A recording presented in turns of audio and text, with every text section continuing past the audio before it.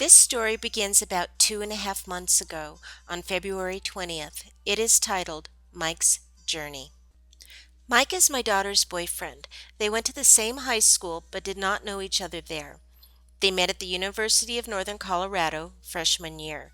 Mike and Chelsea lived next door to one another in the dorms and started dating a few months after school started. Mike is a business major. He speaks Chinese and has studied in China. He hopes to use his knowledge of Chinese culture and language in his future business endeavors. Mike's favorite pastime is rock climbing.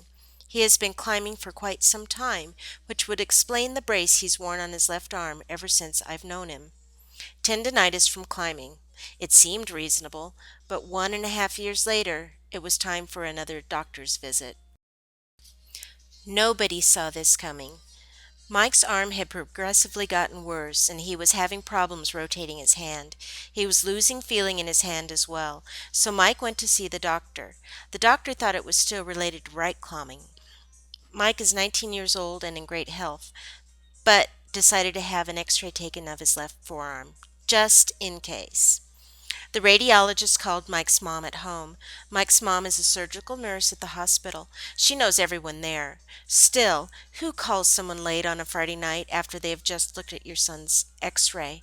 Not someone with good news, apparently. There was a large shadow on Mike's forearm. He needed to go in for an MRI first thing on Saturday morning.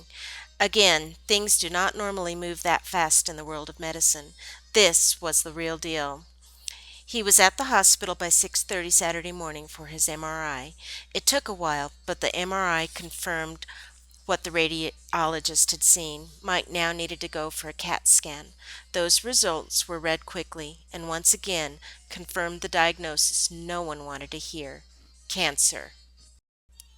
Things moved quickly from that point on. Mike was originally diagnosed as having Ewing's sarcoma, a rare type of bone cancer in young people with a curable rate of 50%. Two bone biopsies of his arms and hips eventually showed that he has large cell B lymphoma, which is highly treatable in young people with aggressive chemotherapy. The survival rate is 80 to 90%, much better odds than the previous diagnosis.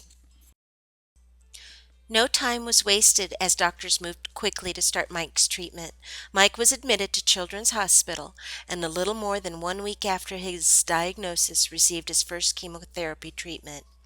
Mike typically spends Tuesday through Sunday at the hospital during chemo. He's given IV drops as well as spinal drips. After that, he spends the next 2 weeks trying to get his white blood cell counts up to a range that is acceptable so that he can undergo more chemotherapy. Setbacks are common due to illness, fever, or other side effects. Mike is currently in the hospital receiving his fourth round of chemotherapy and is in good spirits. He is hoping to finish his treatments by early summer so that he can have the rest of the summer to get his strength back. He is hoping to be able to return to school in the fall. Friends and family are lending support in various ways. The males in our family shaved their heads and acquired donations for the Lymphoma Society through the St. Baldrick's Foundation. Several of the females plan to donate in Mike's name through the Try for the Cure race this summer. The one thing that we all realize now is that life is truly a journey with a path that is not always defined in the way that we imagine it will be. The detour that Mike is currently taking has made us all more grateful, caring, and understanding people. Through his journey, we have been able to see what is truly important. For that, we are extremely proud of him and are ever so humbled by his experience.